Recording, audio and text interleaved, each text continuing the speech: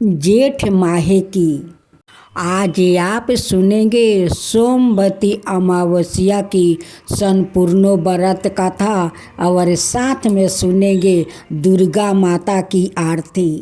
तो आइए एक साथ जयकारा लगाते हैं। सोमवती अमावस्या माता की जय, बट सावित्री माता की जय, यमराज की जय, यमराज की जय। जय श्री कृष्णा, राधे राधे। जो स्त्री बट सावित्री का अपना पति के लिए वो लंबी उम्र के लिए वो व्रत करती है, वो औरत बहुत महान है। हाँ दोस्तों, वो बहुत महान होती है। अपना पति के लिए वो अन्न जल त्याग करे, वो अपना पति के लिए वो व्रत करती है, तो वो पत्नी तो बहुत महान होती है। वो पत्नी शुद्ध पत्नी नहीं होती है। जब अपना पति को प्रेम से वो बैठकर भोजन कराती है, उस समय वो माँ का रूप धारण करती है और वो माँ बनकर अपना पति को भोजन कराती है। जब उस पत्नी अपना पति के साथ वो घूमने जाती है, उस समय भाई बहन के वो रूप धारण करती है। और जब पत्नी वो सेज पर सोने जाती है, उस समय पति पत्नी का वो रूप धारण करके वो सोते हैं और भोग भी करते हैं। हाँ दोस्तों, ये सच है कि एक पत्नी का रूप 3 रूप होता है, एक माँ, एक बहन, एक पत्नी। अगर उनकी पति और संतान पर कोई ऐसा मुसीबत आ जाता है तो वो पत्नी एक दुर्गा का रूप धारण कर लेती है। उसी का नाम है माँ दुर्गा, माँ काली। तो दोस्तों, अगर मेरा कथा आप लोग को अच्छा लगा हो तो मेरा देव मुनि चैनल को सब्सक्राइब कीजिए और मेरा वीडियो को लाइक कीजिए और ज़्यादा से ज़्यादा शेयर कीजिए। आज आप सुनेंगे सोमवती अमावस्या की पूजा विधि। सुबह मौन रहकर किसी भी पवित्र नदी में स्नान करें, इससे पितरों को भी शांति मिलती है। सूर्या और तुलसी को जल अर्पित करके गायत्री मंत्र का उच्चारण करें। तुलसी की 108 बार परिक्रमा करे। शिव की प्रतिमा पर जल चढ़ाए। गाय को दही चावल खिलाए। हो सके तो पूरा दिन मौन व्रत धारण रखे। पीपल के पेड़ के पास जाए, वहाँ पास में ही तुलसी भी रखे। उस पर दूध दही रोली चंदन अक्षत फूल माला हल्दी काला तिल चढ़ाए।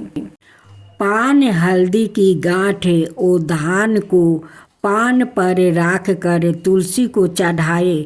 पीपल के पेड़ के चारों ओर 108 बार धागा लपेटते हुए परिक्रमा करे। इस दिन कुछ सामान के साथ भी परिक्रमा की जाती है, जैसे बिंदी, टॉफी, चूड़ी, मेहंदी, 20 कट आदि। आप कुछ भी सामान 108 बार लेकर 108 बार पीपल की परिक्रमा करें। फिर उस सामान को विवाहित कन्याओं को बांट दे। घर में रुद्राभिषेक करवाए। पूरी खीर आलू की सब्जी बनाकर पहले पितरों को अर्पण करे, फिर खुद ग्रहण करे। कपड़े अन्न मिठाई का दान करे। अब आप सुने सोमवती अमावस्या की कथा। सोमवती अमावस्या से संबंधित अनेक कथाएं प्रचलित है। परंपरा है कि सोमवती अमावस्या के दिन इन कथाओं को विधि पूर्वक सुना जाता है। एक गरीब ब्राह्मण परिवार था, जिसमें पति पत्नी के अलावा एक पुत्री भी थी। पुत्री धीरे धीरे बड़ी होने लगी। उस लड़की में समय के साथ सभी स्त्रियों गुणों का विकास हो रहा था।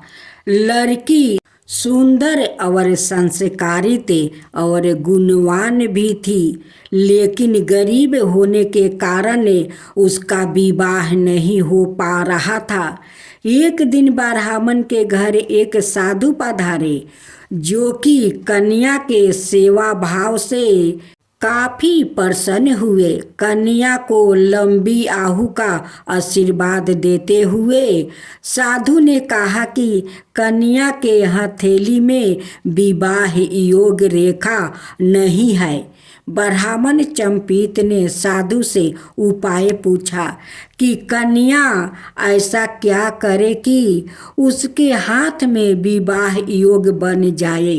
साधु ने कुछ देर विचार करने के बाद अपनी अंतर्दृष्टि से ध्यान करके बताया कि कुछ दूरी पर एक गांव में सोना नाम की धोबिन अपने बेटे और बहू के साथ रहती है, जो कि बहुत ही आचार विचार और संस्कार वाली थी।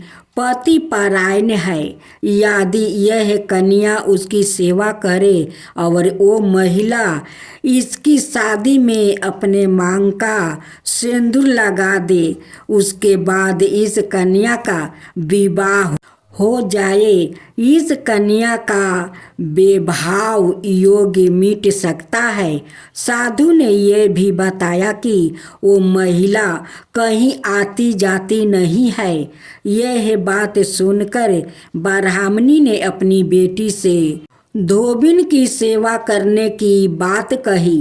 कन्या सुबह ही उठकर सोना धोबिन के घर जाकर सफाई और अन्याय सारे काम करके अपने घर आपस आ जाती है। सोना धोबिन अपनी बहू से पूछती है कि तुम तो सुबह सुबह उठकर सारे काम कर लेती हो और पता भी नहीं चलता।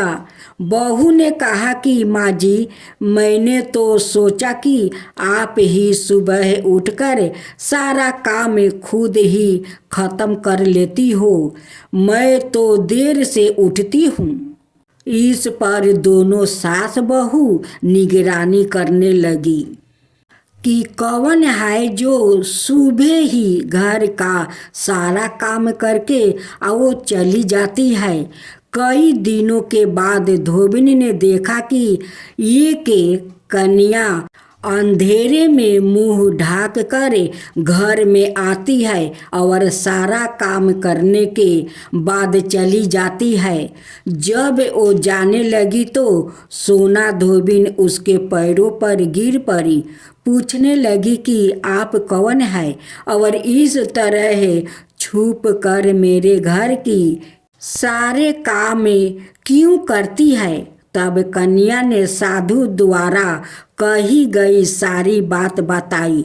सोना धोबिन पति परायण थी, उसमें तेज था, वो तैयार हो गई। सोना धोबिन के पति थोड़ा अवस्था थे, उसमें अपनी बहू से अपने लौट आने तक घर पर ही रहने को कहा। सोना धोबिन ने जैसे ही अपने मांग का सिंदूर कन्या की मांग में लगाई, उसके पति मर गया। उसे इस बात का पता चल गया। वो घर से निर्जला ही चली थी, यह सोच कर कि रास्ते में कहीं पीपल का पेड़ मिलेगा तो उसे भौंरी देकर और उसकी परिक्रमा करके ही जल ग्रहण करेगी। उस दिन सोमवती अमावस्या थी। ब्राह्मण के घर मिले पुए पकवान की जगह है उसने ईंट के टुकड़ों से 108 बार भौरी देकर 108 बार पीपल के पेड़ की परिक्रमा की और उसके बाद जल ग्रहण किया। ऐसे करते ही उसके पति के मुर्दा शरीर में जान आने लगा। इसके बाद वो सुखी जीवन जीने लगी। सोमवार का दिन होने के कारण शिवलिंग का भी अभिषेक करे और ओम नमः शिवाय मंत्र का निरंतर जप करते रहे। इस बीच मंत्र से भोलेनाथ शीघ्र प्रसन्न हो जाते हैं और साधक की सभी मनोकामना पूर्ण कर देते हैं। इसके साथ साथ पितरों की चालीसा आदि का पाठ करें। अब आप सुने यमराज भगवान और गरीब किसान की प्रेरणादायक कथा। बहुत समय पहले की बात है। भारत के एक दूर दराज गांव में एक किसान, मेहनती किसान रहता था। उसका नाम हरिया था। हरिया के पास ना तो ज़्यादा जमीन थी और ना पैसा, ना कोई बड़ा घर, लेकिन उसके पास था इनाम, मेहनत और भगवान पर अटूट विश्वास। हर रोज सुबह वो सूरज उगने से पहले उठता है, भगवान को नमस्कार करता है और खेतों की ओर निकल पड़ता है। कभी तेज धूप, कभी बरसात तो कभी भूखे, कुछ भी उसकी मेहनत को नहीं रोक सकता था। लोग कहते थे कि हरिया गरीब जरूर है, लेकिन उसका मन हीरा है। वो अक्सर एक ही बात दोहराया करता था, मेहनत से डर मत, भगवान देर करता है पर अंधेर नहीं करता है। एक शाम जब हरिया खेत में काम खत्म कर घर लौट रहा था, अचानक एक गहरी गंभीर आवाज उसके कानों में गूंजी, हरिया अब तेरा समय पूरा हो गया है, चल मेरे साथ। हरिया ने चौंक कर देखा। उसके सामने यमराज भगवान खड़े थे। उनका विशाल शरीर, सुनहरा मटुक, भयंकर रूप और उनके साथ उनका वाहन काला भैंसा भी था। हरिया ने हाथ जोड़कर नरमाता से कहा, प्रणाम यमदेव, अगर आपका बुलावा आ गया है तो मुझे चलना होगा, पर कृपा करके पहले मेरी बात तो सुनिए। हे प्रभु, मेरा पास कोई धन नहीं है, पर मेरी बूढ़ी माँ और छोटे छोटे बच्चे हैं। मैं चला गया तो वो भूखे मर जाएंगे। मुझे 1 साल का समय दीजिए, खेत की पूरी फसल काट कर कुछ अन्न और पैसे इकट्ठा कर लूं, ताकि मेरे बाद मेरा परिवार जीवित रह सके। यमराज थोड़े चकित हुए, क्योंकि ज़्यादातर लोग मृत्यु का नाम सुनते ही रोने चिल्लाने लगते थे, लेकिन हरिया निडर था, बिन मरता था और सबसे बड़ी बात, दूसरों की चिंता कर रहा था। यमराज बोले, हरिया, तू जानता है कि मृत्यु की निश्चय है, फिर भी तू डर नहीं रहा है। हरिया मुस्कुराया और बोला, प्रभु, मौत से कोई नहीं भाग सकता, पर अगर आप थोड़ी दया कर दे तो मेरे बाद मेरे बच्चों को भूखे ना रहना पड़े, यही मेरी अंतिम इच्छा है। यमराज ने कहा, ठीक है, मैं एक शर्त पर तुझे 1 साल देता हूँ, लेकिन मैं हर महीने तेरे पास 1 रुपये बदल कर आऊँगा। अगर तू मुझे पहचान गया तो साल पूरा हो जाएगा, अगर नहीं पहचाना तो यहीं से तुझे यमलोक ले जाऊँगा। अगले महीने एक वृद्धा भिखारी उसके खेत के पास आया। उसके कपड़े फटे हुए थे, वो भूखा था। हरिया ने तुरंत काम छोड़ दिया, उसे अपने घर ले गया, खाना खिलाया और बोला, आपका आशीर्वाद ही मेरा धन है। भिखारी मुस्कुराया और यमराज के रूप में विलीन हो गया। दूसरी परीक्षा, बीमार गाय का रूप। दूसरे महीने एक बीमार गाय उसकी झोपड़ी के पास आ गई। लोग उसे भगाने लगे, लेकिन हरिया ने उसकी सेवा की, इलाज की, घास पानी दिया और कहा, यह भी तो भगवान की रचना है, इसका दुख मिटाना भी मेरा धर्म है। यमराज फिर प्रसन्न हुए। ऐसे ही समय बीत गया। हर महीने यमराज अलग अलग रूपों में आते, कभी भूखा साधु, कभी डूबता बच्चा, कभी घायल पंछी, और हर बार हरिया अपने कर्म, करुणा और सच्चे दिल से उन्हें पहचान लेता। एक साल पूरा हो गया। यमराज अपने असली रूप में प्रकट हुआ। उन्होंने हरिया से कहा, हरिया, तूने मेरी हर परीक्षा पास की है। तू गरीब हो सकता है, लेकिन तेरे जैसा कर्म योगी और दयालु मनुष्य दुर्लभ है। अब मैं तुझे आशीर्वाद देता हूँ, तुझे अभी मृत्यु नहीं मिलेगी। तू लंबा जीवन जिएगा, सुखी रहेगा और तेरे बच्चों का भविष्य उजियाल होगा। यमराज आकाश में विलीन हो गया और हरिया की आंखों से आंसू निकल पड़े। खुशी के आंसू। गांव में यह बात फैल गई और हर कोई कहने लगा, भगवान कर्म को देखते हैं, रूप और धन को नहीं। जय श्री कृष्णा। राधे राधे। आज आप सुनेंगे यमराज और राजकुमारी का दुख भरी कहानी। इस कहानी को आप जरूर सुनिए। एक गांव में एक महिला रहती थी। उस महिला का एक ही राजकुमारी थी। बड़े लाड़ प्यार से उनकी पोषण पालन की थी।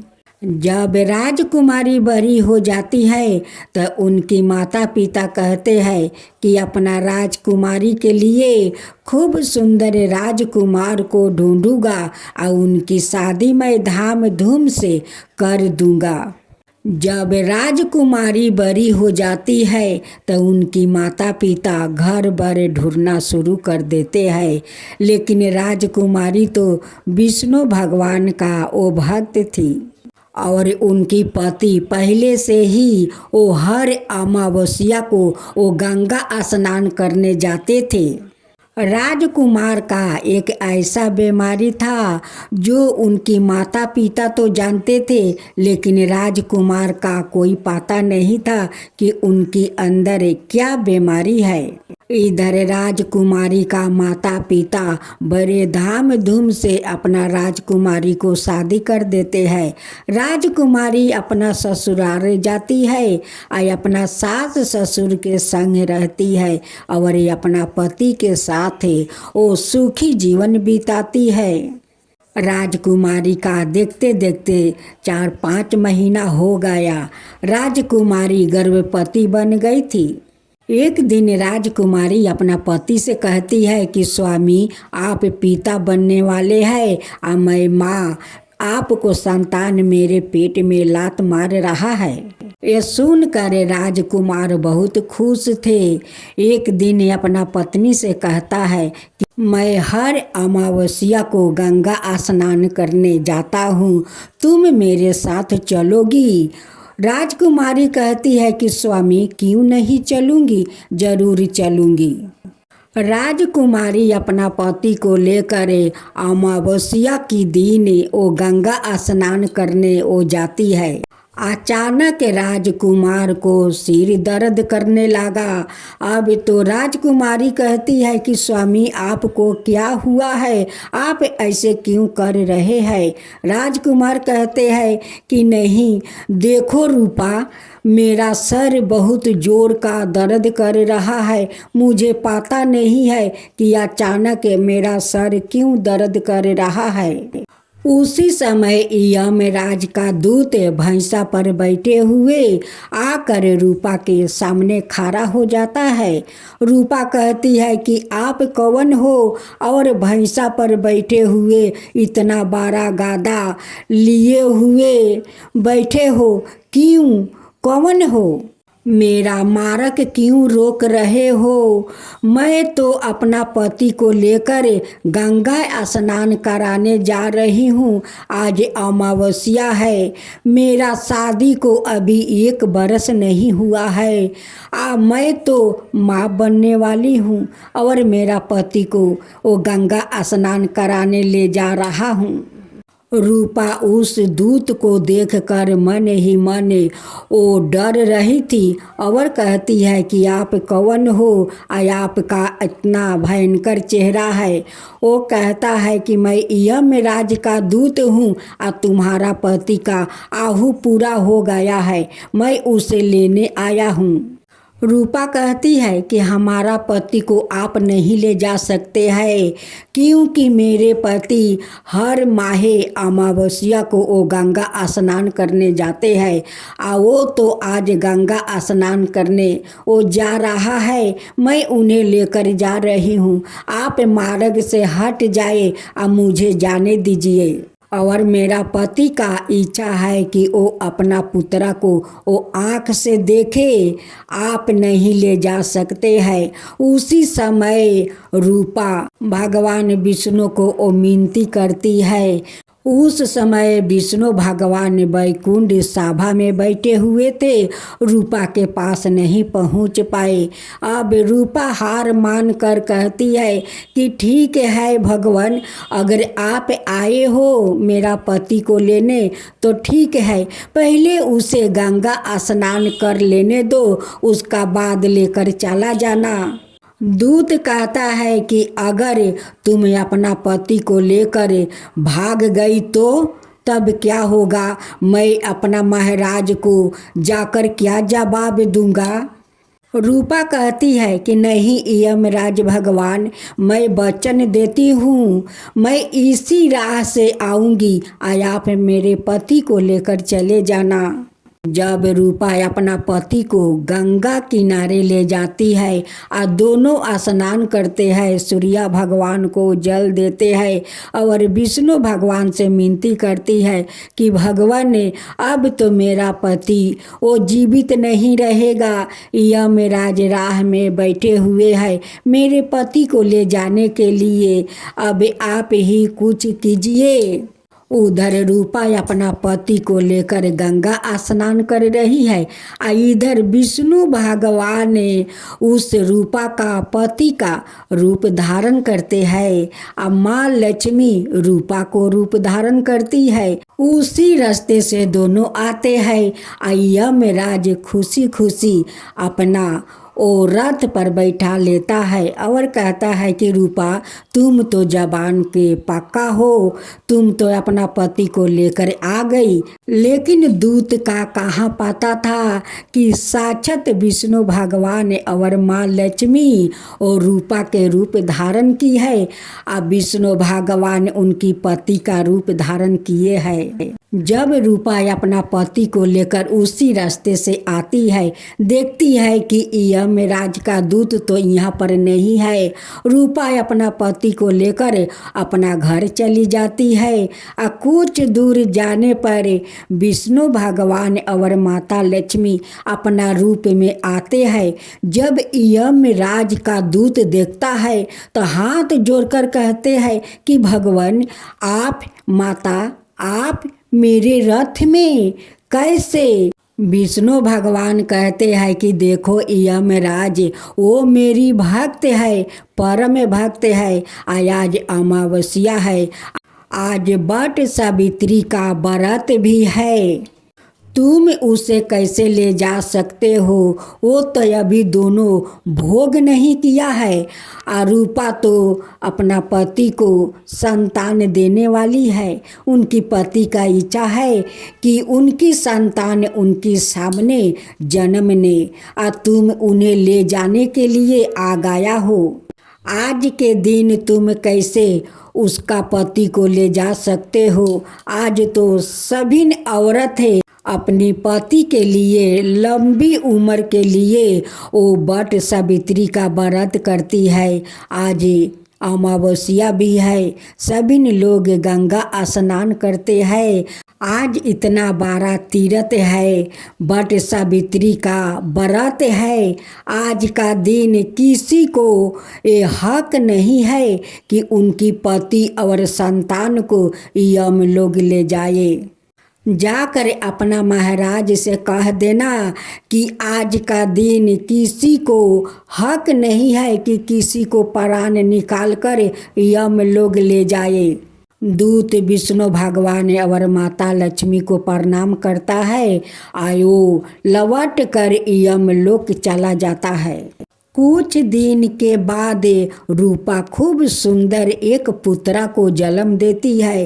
अब तो उनकी पति देखकर बहुत खुश हुआ, बहुत खुश हुआ। और वो कहने लगे कि ये तो वट सावित्री माता का आशीर्वाद है, विष्णु भगवान का कृपा है कि आज मैं अपना पुत्रा को मुख देख रहा हूँ, नहीं तो यमराज तो मुझे लेने के लिए आ ही गए थे। रूपा कहती है कि हाँ स्वामी, आप ठीक कह रहे हो। आज तो वट सावित्री की व्रत भी है और अमावस्या की गंगा स्नान भी है, और ये तो विष्णु भगवान का कृपा है कि उन्हीं के कृपा से आज यमदूत वहाँ से अंतर्ध्यान हो गए और हम लोग अपना घर पहुँच गए। हम दोनों चलो आज विष्णु भगवान का शुक्रिया करें और माता वट सावित्री को शुक्रिया करें कि हे माता सावित्री, आज मेरा पति को आज आहू लंबी मिला है। हे विष्णु भगवान, आपका कृपा से मेरे पति आज जीवित है। आज हमारा घर एक पुत्र आया है। देखिए आज आपके कृपा से उनकी पिता अपना पुत्र को गोद में लेकर खिला रहे हैं। हे भगवान, अगर मेरा कथा में भूल हुआ होगा तो मुझे क्षमा कर दीजिएगा हे भगवान।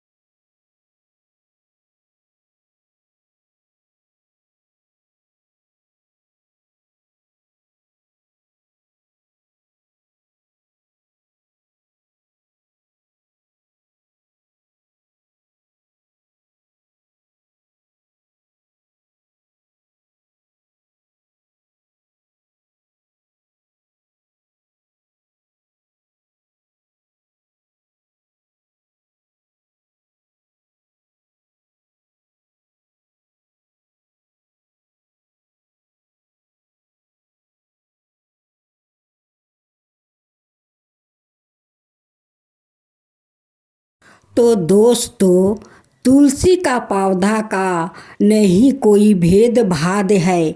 वो जंगल हो या नाला हो या साफा जगह हो, उनकी जहाँ पर बीच चला जाता है वहीं पर पौधा उग जाता है। लेकिन तुलसी जैसा शुद्ध और पवित्र कुछ भी नहीं है। उनकी बिना भंडार खाली रहता है। सभी भगवान को उनकी भोग लगता है। उनकी बाहर वो अधूरा रहते हैं। सेवा भोलेनाथ को छोड़कर सभी भगवान को उनकी पाता भोग में जाते हैं। जय श्री कृष्णा, राधे राधे। आज आप सुनेंगे तुलसी और एक सिल्पर की कहानी, जाने एक डोमिन की कहानी। एक सिल्पर था जो उनकी पत्नी आदमी का घर घर से जाकर वो नरक साफ करती है। वो बहुत गरीब थी, लेकिन नरक साफ करके वो अपना गुजारा करती थी। और उनकी पति वो निशा करते थे। जो 2-4 पैसा कमाते थे वो निशा में उड़ा देते थे। एक तुलसी का पौधा था जो नाला का किनारे वो उगा था। उस पौधे को एक पागल आदमी आता है और उसे उठा कर ले आता है और ले आकर बीच रास्ता में वो रख देता है।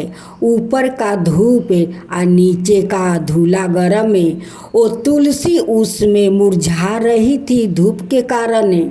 उसी रास्ता से डोमिन आती है और देखती है कि खूब सुंदर तुलसी का पौधा इस धूप में मुरझा रहा है। वो डोमिन उस पौधा को उठाकर और उसी बाल्टी में रख लेती है, जो बाल्टी से वो नरक साफ करती है। तो दोस्तों, तुलसी का पौधा कहीं साफा जगह या नरक नहीं देखते। वो जहाँ उनकी बीच जाता है वहीं पर वो निकल जाते हैं। तुलसी का कोई भेदभाव नहीं है। जैसे सिल्पर की पत्नी उस पौधा को उसी नरक वाला बाल्टी में उठाकर रख देती है और अपना घर ले आती है। उस पौधा को अपने आंगन में लगा देती है और उनकी पति तो वो निशा में रहता है। और जब वो खाना खाता है वो हाथ जाकर उसी तुलसी का पौधा पर धो लेता है। माँ तुलसी उस पर खुश रहती है। क्यों खुश रहती है? क्योंकि इसी बहाने माँ तुलसी को जल मिल रहा था। लेकिन सिल्पर के पत्नी तो आंगन में तुलसी का पौधा लगा दिया, लेकिन उस पौधे में वो जल नहीं दे रही थी। एक दिन माँ तुलसी बूढ़ी का रूप धारण करते हुए उस डोमिन के आंगन में आती है और उनसे भोजन मांगती है कि बेटी, मुझे बहुत जोर का भूख लगा है, कुछ है तो मुझे खाने के लिए दे। सिल्पर की पत्नी कहती है कि मैं तो गरीब हूँ, मेरे ही खाने के लिए तो खाना नहीं मिलता है, आपको कहाँ से दूँ। फिर वो भेष रूपी तुलसी माता कहती है कि अरे बेटी, इस तुलसी के तू पूजा करती है। वो कहती है कि नहीं, ये तो रास्ते में मुझे पौधा मिला और मैं लिया कर अपना आंगन में लगा दी हूँ, लेकिन मैं पूजा नहीं करती हूँ। उस बूढ़ी माँ कहती है कि बेटी, तू श्रद्धा भक्ति से उस तुलसी का पूजा करके तो देख, तेरा सारा दुख दूर हो जाएगा। वो तो एक तुलसी माँ है, उसे सभी लोग माँ कहते हैं, माता कहते हैं। उसे पूजा करके तो तू देख। सिल्पर के पत्नी उस बूढ़ी माँ के कहे अनुसार वो पूजा करना शुरू कर देती है। पूजा करते करते तुलसी का पौधा बहुत बड़ा हो गया, उसमें बहुत सारा फूल आ गया। अब तो तुलसी माता खुशी के मारे उनकी फूलना समा जाता है। एक दिन सपने में माँ तुलसी उस औरत को वो दर्शन देती है। कहती है कि तेरे श्रद्धा भक्ति देखकर मैं बहुत प्रसन्न हूँ, तू मुझे बहुत सेवा करती है। तू एक काम कर, तू जो सुबह पूजा करती है, पूजा करने के बाद मेरे पौधों को वो झाँकाएगी, उसमें से हीरा मोती और मोहर गिरेगा। हाँ, एक बात का तुझे ध्यान रखना होगा कि इस रहस्यों को किसी को मत बताना। अगर बता दिया तो इस रहस्य वो तेरे पास नहीं रहेगा, वो चला जाएगा। शिल्पर के पत्नी सुबह उठ कर गोबर मिट्टी से लीप पोत कर पूजा करती है। पूजा करने के बाद उनकी डाल धकर वो झकाती है। उस पौधे से बहुत सारा हीरा मोती और मोहर गिरता है। वो बिटोर कर वो घर के अंदर ले जाती है और अपना पति को दिखाती है। कहती है कि तुलसी माता हमें इतना पौधे से हीरा मोती मोहर देती है। उनकी पति कहता है कि ऐसा कैसे हो सकता है कि एक पौधे से हीरा मोती और इतना सारा मोहर गिरता है। ये पौधा कोई पौधा नहीं है, ये लगता है कि ये चमत्कारी पौधा है, ये माता तुलसी का। तुलसी माता मुझे सपने में दर्शन दिया और वो कही कि किसी को इस रहस्य के बारे में मत बताना, नहीं तो इस रहस्य वो नहीं रहेगा, वो चला जाएगा। अपना पति को बुझाती है कि देखिए आप तो निशा में रहते हैं, किसी को मत बताना कि मेरे आंगन में जो तुलसी का पौधा है उस पौधा से हीरा मोती और मोहर गिरता है। ये बात किसी को मत बताना, नहीं तो हम लोग आगे जैसा फिर तकलीफ में आ जाएंगे। अपना पति को बहुत समझाई, लेकिन पति तो जब निशा कर लेता है तो वो अमीर बन जाता है, और जब निशा टूट जाता है तो वो गरीब हो जाता है। बस यही बात है। एक दिन उनकी पति बहुत सारा निशा कर लिया और करने के बाद अपना हित दोष से वो जाकर बता दिया कि मेरे आंगन में एक तुलसी का पौधा है जो मेरी पत्नी रोज डाल पकड़ के झकाती है, उसमें से हीरा मोती और मोहर बरसता है। तुम लोग अपना आंगन में तुलसी का पौधा लगा लो और तुम भी डाल पकड़ के झकाना, उसमें से हीरा मोती और मोहर बरसेगा। इस रहस्य को उनकी पति अपना हित दोष से बता दिया। उनकी हित दोष सुबह आते हैं, आकर उस तुलसी को डाल धकर झकाते हैं, उसमें से तो कुछ नहीं गिरता है, वो सेवा वो पाता गिरता है। उस दिन माँ तुलसी वहाँ से चली जाती है और डोमिन फिर गरीबी में आ जाती है। उस औरत तुलसी के पौधे के पास बैठकर रोती है, कहती है कि हे माँ तुलसी, मेरा तो नसीबे खराब है। मेरा पति तो वो निशा करता है, निशे में जाकर अपना हित दोष से इस रहस्य को बता दिया। हे माँ तुलसी, आप तो इस पौधे से चली गई माँ, मेरा सारे धन नष्ट हो गया माँ, मैं फिर आगे जैसा गरीब हो गई हूँ। अपना पति पर वो गुस्सा करती है और कहती है कि तुझे मैं कितना समझाया कि इस रहस्य का किसी को मत बताना, लेकिन तुम तो निशा करके जाकर बता दिया। वो लोग आकर तुलसी माता को छू दिया और माँ तुलसी चली गई।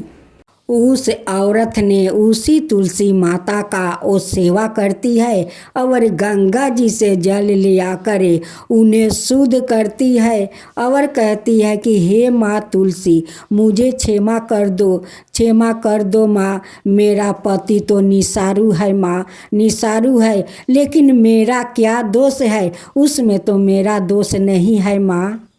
उनकी पत्नी हाथ जोड़कर रो रो कर कहती है कि माँ, मुझे हीरा मोती मोहर नहीं चाहिए माँ, मोहर नहीं चाहिए, बस मुझे 2 वक्त का रोटी दो माँ, 2 वक्त का रोटी दो, मैं उसी में खुश रहूँगी माँ, आपको सेवा करूँगी। उस औरत का मिनती सुनकर माँ तुलसी फिर से आपस से आ जाती है और उनकी कमाई में बरकत होने लगता है और उनकी पति सुधर जाता है, वो निशा पानी सब छोड़ देता है। माँ तुलसी का कृपा से उनकी सारे दलिदरता दूर हो जाता है और वो दोनों सुख जीवन बिताने लगता है। हे माँ तुलसी, अगर आपका कथा में मुझसे कोई भूल चूक हुआ होगा तो मुझे क्षमा कर दीजिए, अगर सही हो तो सब पर कृपा कीजिए। हे माँ तुलसी की जय हो, माँ तुलसी की जय हो। जय जय तुलसी माता, जय जय तुलसी माता, सब जग की सुखदाता वरदाता। जय जय तुलसी माता, जय जय तुलसी माता, सब योग के ऊपर, सब रोग के ऊपर रुज से रक्षा करके भाव तराता। जय तुलसी माता, रुज से रक्षा करके भाव तराता। जय तुलसी माता। बाहु पुत्री है सायामा, सुरबली है गारामा, विष्णु प्रिया जो तुम के सेवे सोनर तर जाता। जय जय जय तुलसी माता, जय जय जय तुलसी माता। हरि कैसे सभी राजते, त्रिभुवन से हो बनती थी, पति थी जनों की तारानी, तुम्हें हो भी खाता। जय जय तुलसी माता, जय जय तुलसी माता। लेकर जन्म विजन में आई दिव्या भवन में, मानव लोगी तुम्हीं से सुख सनपति पाता। मानव लोग तुम्हीं से सुख सनपति पाता। जय जय तुलसी माता, जय जय तुलसी माता। दुर्गा जी की आरती। जय अम्बे गौरी मैया, जय सा माँ गौरी, बरमानी रुद्रानी, तुम कमला रानी, तुमको निस दिन धावत हर बरमा शिवजी, आगम निगम बाखानी, तुम शिव पटरानी। जय अम्बे गौरी। मांग सिंदूर विराजत टीको, मृग मद को 64 योनि गावत, नृत्य करत भाको, उजाल से धावो नैना चंद्र बदननी को, बाजत ताल मृदंगा और बजत डमरू। जय अम्बे गौरी, जय अम्बे गौरी। कालक समान काले वरे रक्तंबर राजे, तुम हो जग की माता, तुम ही हो भारत रखता। विष्णु गले माला कुंडल पर साजे, भक्तन की दुख हरता सुख संपत्ति करता। जय अम्बे गौरी, जय अम्बे गौरी। केहिरी बाहन राजते खरंग खपर धारी। भूंजा चारयति शोभत बर मुर्दा धारी। सुर नर मुनि जन सेवके तिनके दुखिहारी। मनोबचित फल पावत सेवक नर नारी। जय अम्बे गौरी, जय अम्बे गौरी। कोटिक चंदन दिवाकर समिराजत ज्योति। साल के तुके राजति कोटि रतन ज्योति। जय अम्बे गौरी, जय अम्बे गौरी। शुभ निशुभ बिदार महिषासुर घाती। माँ अम्बे जी की आरती जो कोई नर गावे, जो कोई नर गावे। धूर्मा बिलोचन नैना निस दिन मदिमाती। कहत शिवानंद स्वामी सुख संपत्ति पावे। जय अम्बे गौरी, जय अम्बे गौरी।